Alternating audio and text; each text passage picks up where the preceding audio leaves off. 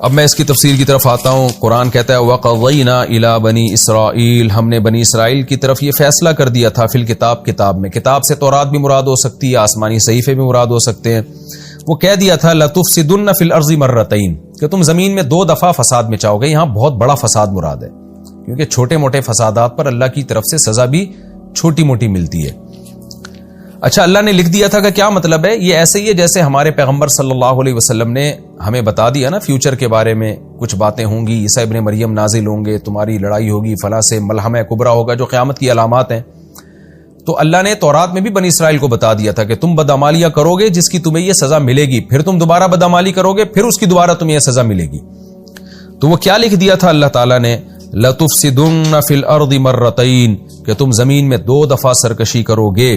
یعنی یہ اسلام سے پہلے پہلے، اس سرکشی سے وہ سرکشی مراد ہے جو اسلام کے دنیا میں آنے سے پہلے پہلے ہوگی.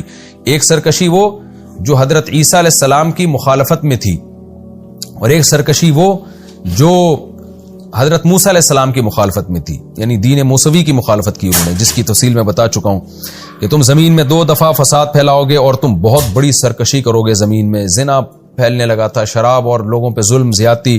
آگے اللہ فرماتے ہیں فَإِذَا جَاءَ وَعْدُ أُولَاهُمَا، ان دونوں وعدوں میں سے جب پہلے وعدے کا وقت آیا. یہاں وعدے سے مراد ہے تقدیر، یعنی جو اللہ نے اطلاع دی تھی نا تمہیں. وعد سے مراد میعاد، وقت مقرر، کیونکہ وعدے میں کسی سے کوئی خاص ٹائم کا وعدہ کیا جاتا ہے تو اس لیے اس ٹائم کو بھی وعدے سے تعبیر کیا جاتا ہے. ورنہ وعدہ تو 80 چیزوں میں ہوتا ہے نا. آپ کہتے ہیں کہ میں تم سے وعدہ کرتا ہوں کہ میں فلاں وقت میں تمہاری دعوت کروں گا، تو یہاں وعدہ اس معنی میں نہیں ہے. یہاں وعدہ ہے میعاد، جو اللہ نے ٹائم بتایا تھا. جب اس پہلا والا ٹائم آیا ہے تو کیا ہوا؟ بعثنا علیکم عباد لنا، ہم نے مسلط کر دیے تم پر اپنے بندے. اللہ نے اپنے بندے، کیونکہ کافر بھی اللہ کا بندہ ہے، وہ اسلام دشمن قوتیں تھیں. اللہ تعالیٰ کی عادت ہے کہ ظالم کو ظالم سے ہی سزا دلوا دیتے ہیں بعض دفعہ. وَكَذَلِكَ نُوَلِّي بَعْضَ الظَّالِمِينَ بَعْضًا، اللہ فرماتے ہیں ہم بعض دفعہ بعض ظالموں کو دوسرے ظالموں سے پٹواتے ہیں. جیسے ہٹلر بھی ایک ظالم تھا نا، لیکن اس ظالم ہی کے ذریعے اللہ نے یہودیوں پہ بھی ظلم کروایا. تو یہ اللہ کی عادت ہے کہ بعض دفعہ ظالم کو ظالم پر مسلط کرتے ہیں. تو جو بابل کا بادشاہ بخت نصر تھا وہ بھی ظالم تھا، لیکن اللہ نے اس کو ان پر مسلط کر دیا. اس کو عباد یا عبد سے تعبیر اس لیے کیا ہے کہ عبد کہتے ہیں غلام کو، تو کافر بھی اللہ کا غلام ہے. تو جب اللہ چاہتے ہیں اس ظالم ہی کو کسی پر مسلط کر دیتے ہیں، یعنی وہ بھی اللہ کے کنٹرول میں ہے، وہ بھی اللہ کی مرضی کے بغیر نہیں کر سکتا کچھ بھی. فرمایا ہم نے اپنے بندوں کو مسلط کیا اولی باسن شدید، جو بہت سخت لڑائی والے تھے. یعنی جو بابل کا بادشاہ بخت نصر تھا بڑی شدید لڑائی والا تھا. فجاسو خلال الدیار، وہ گھروں کے بیچ میں گھس گئے. یعنی اتنی زبردست فتح ہوئی ان کو، اور ایسی سخت انہوں نے لڑائی کی ہے کہ میدانوں میں لڑائی نہیں بلکہ آبادیوں کے اندر گھروں کے بیچ میں گھس کے قتل و غارت کرنے لگے. وکان وعدن، اور یہ ایک ایسا مقرر وقت تھا، مفعولا، جو ہو کے رہنا تھا. یعنی اللہ تعالیٰ نے جب بتا دیا تھا کہ یہودی فساد کریں گے یہ سزا ملے گی، تو اس نے ہو کے رہنا تھا، اور وہ ہو کے رہا.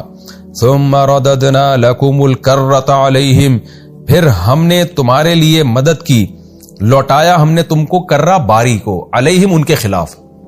یعنی جو تمہاری دشمن قوم تھی نا بخت نصر، پھر ہم نے اب باری کو چینج کیا اور ہم نے کہا تمہارے ذریعے سے ہم ان کو سزا دلوائیں گے.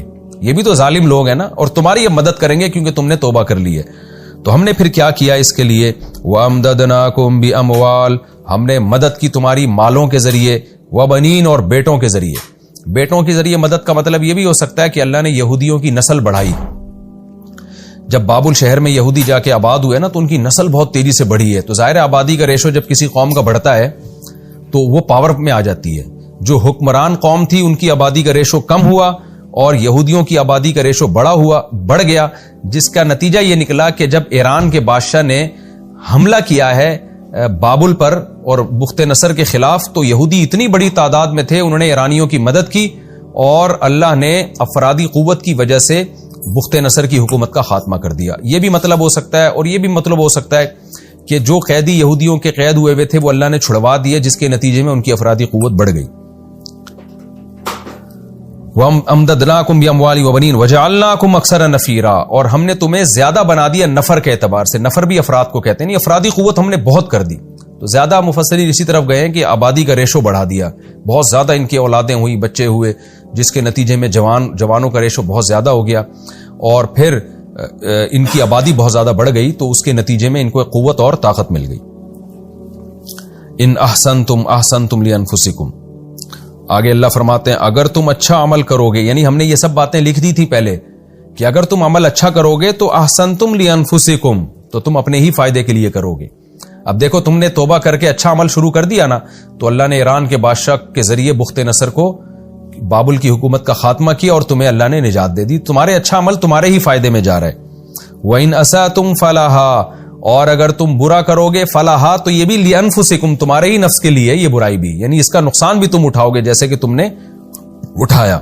فَإِذَا جَاءَ وَعْدُ الْآخِرَةِ، پس جب دوسرا وعدہ آیا ہمارا، یعنی ایک دفعہ تمہیں بخت نصر سے نجات ملی، شام میں جا کے دوبارہ آباد ہوئے، پھر بدعمالیوں کی طرف تم مائل ہوئے، تو اس کو اللہ نے دوسرا وعدے سے تعبیر کیا ہے، یعنی دوسرا وقت مقرر آیا تاکہ لیسوء وجوہکم، تاکہ تمہارا دشمن تمہارے چہروں کو بگاڑ دے.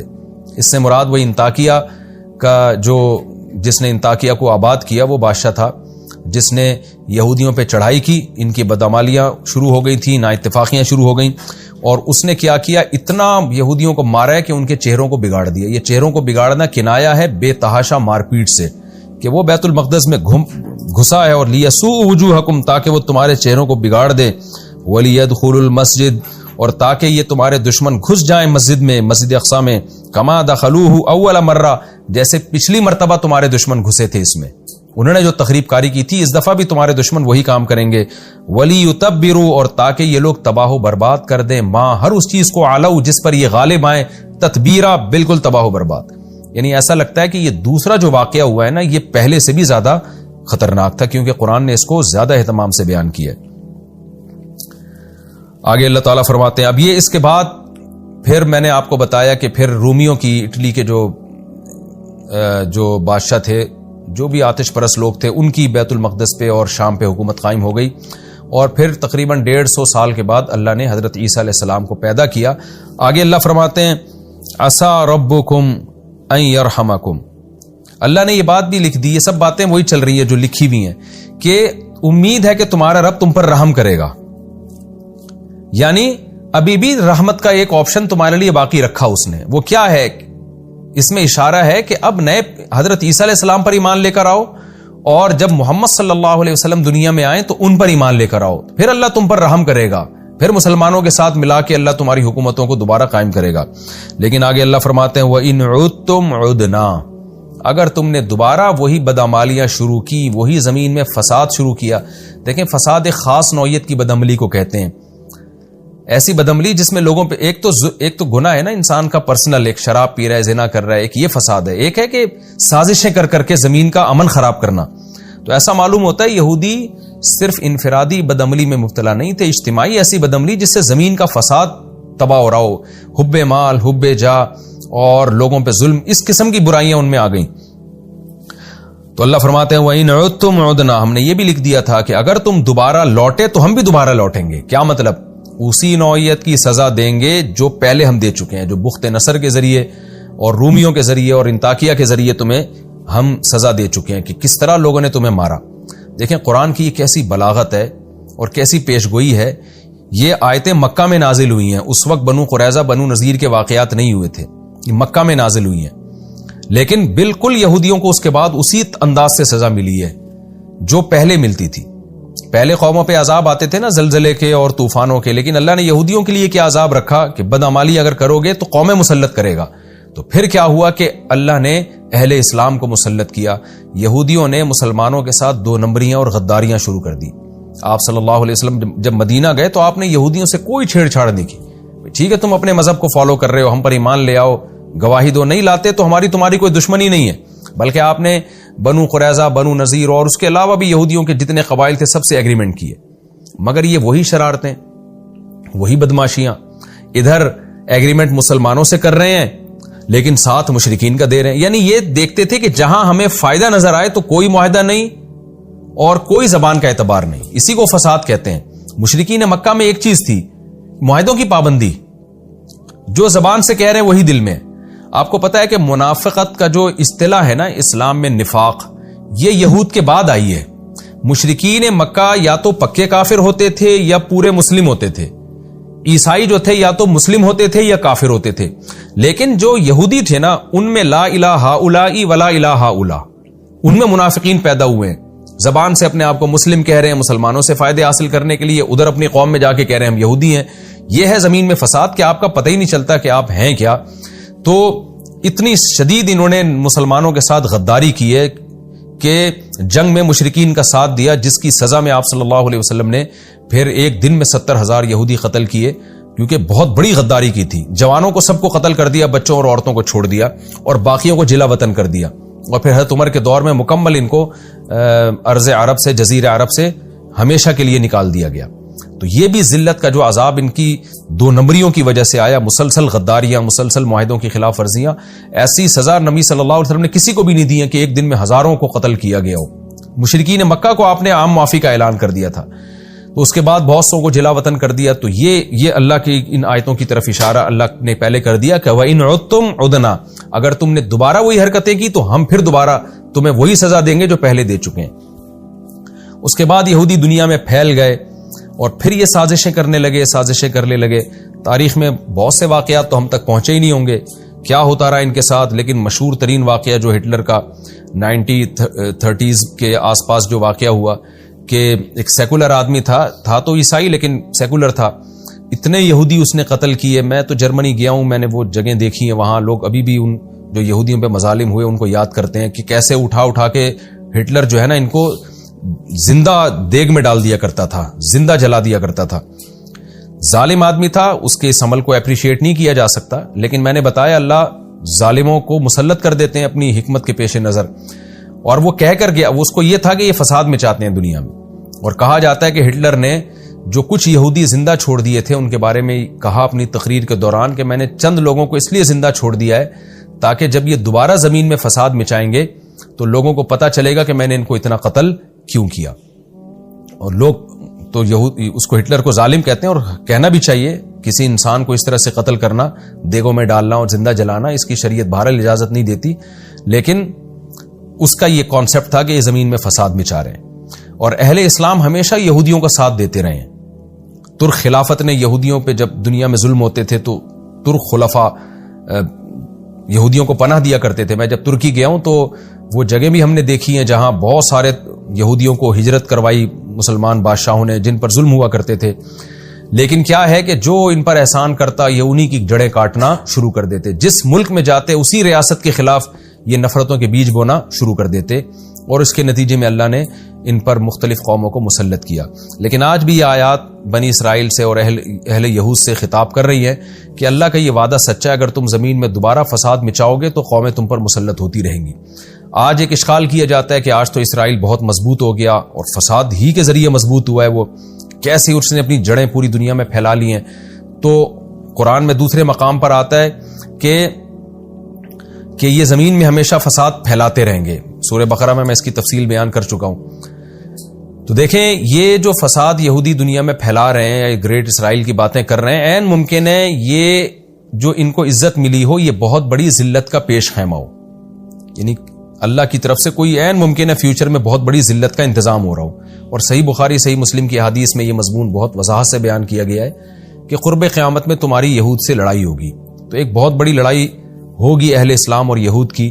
تو عین ممکن ہے یہ حالات اسی کی طرف جا رہے ہوں. باقی جو جتنا ہمیں احادیث میں بتا دیا گیا ہم اجمالی اس پر ایمان رکھتے ہیں. اس کی ڈیٹیل جو ڈیٹیل ہمیں بتائی وہ ہم ڈیٹیل سے بات کر سکتے ہیں، جو نہیں بتائی گئی اس پر ہم بات نہیں کر سکتے. تو ہمیں یہ تو بتایا گیا ہے کہ یہود اور اسلام کی بڑی لڑائی ہوگی دنیا میں. حضرت عیسیٰ علیہ السلام یہود کے خلاف لڑائی کریں گے، مگر عیسیٰ علیہ السلام نازل کب ہوں گے، حضرت مہدی کب آئیں گے، دجال جو یہودیوں کا ایک نجات دہندہ سمجھا جائے گا وہ کب ظاہر ہوگا، یہ تمام چیزیں احادیث میں مبہم رکھی گئی ہیں. تو ہم ان تمام علامات پر ایمان رکھتے ہیں مگر ہم اس کی تفصیل میں نہیں جاتے. آگے اللہ فرماتے ہیں وَجَعَلْنَا جَهَنَّمَ لِلْكَافِرِينَ حَصِيرًا، اور یہ تو دنیا کی ذلت ہے، باقی کافروں کے لیے ہم نے جہنم کو حصیر یعنی قید خانہ بنایا ہے. دنیا میں اگر بچ بھی گئے تو آخرت میں نہیں بچ سکتے. تو دیکھیں اس قرآن سے ہمیں یہ بھی پتہ چلتا ہے کہ اللہ کو نہ کسی قوم سے ذاتی بغض ہے نہ محبت. اگر یہود نے اللہ کی نافرمانی کی اور اللہ نے دوسری قوموں کو مسلط کر کے ان کو مارا تو مسلمان بھی کوئی اللہ کے لاڈلے نہیں ہے. ان آیتوں سے ہمیں بھی ڈرنا چاہیے کہ اگر ہم من حیث القوم خدا کی نافرمانی اور بغاوت میں جائیں گے تو یہ سمجھ لیں کہ ہم کبھی بھی ترقی نہیں کر پائیں گے. آج ہماری عدالتوں میں غیر اسلامی قوانین بن رہے ہیں, ہم سمجھتے ہیں کہ اس سے ہم ترقی کر لیں گے. خوب سمجھ لیں, مسلمان کی ترقی کے اصول کچھ اور ہیں, غیر مسلم کے ترقی کے اصول کچھ اور ہیں. مسلمان قومیں اگر اسلام کو چھوڑیں گی تو کبھی بھی ترقی نہیں کر پائیں گی. اگر وہ ترقی ہوگی بھی تو وہ ایک تنزل کا اور ذلت کا بہت بڑا پیش خیمہ ہوگی وہ. تو ان آیتوں سے ہمیں بھی عبرت حاصل کرنی چاہیے. آگے اللہ تعالیٰ یہ تمام مضامین بیان کر کے بتاتے ہیں ان ھذا القرآن, بے شک یہ قرآن ہے, یہدی للتی ہی اقوم, یہ وہ راستہ بتاتا ہے جو سیدھا راستہ ہے. یہ بتا رہے قوم کے عروج و زوال کے واقعات اور صحیح طرف تمہیں گائیڈ کر رہا ہے. وَيُبَشِّرُ الْمُؤْمِنِينَ الَّذِينَ يَعْمَلُونَ الصَّالِحَاتِ, اور یہ خوشخبریاں سناتا ہے ان مومنین کو جو نیک اعمال کرتے ہیں. جیسے اللہ نے یہودیوں کو بتایا تھا اچھا عمل کرو گے تو اللہ دنیا اور آخرت دونوں نوازے گا, تو یہ خوشخبریاں سنا رہا ہے. ان لہم اجرا کبیرا, وہ خوشخبری کیا ہے کہ ان کے لیے بہت بڑا اجر ہے. وان الذین لا یؤمنون بالآخرۃ اعتدنا لہم عذابا الیما, اور یہ قرآن یہ بھی بتاتا ہے کہ جو لوگ آخرت پر ایمان نہیں لے کر آتے ہم نے ان کے لیے دردناک عذاب تیار کر کے رکھا ہے.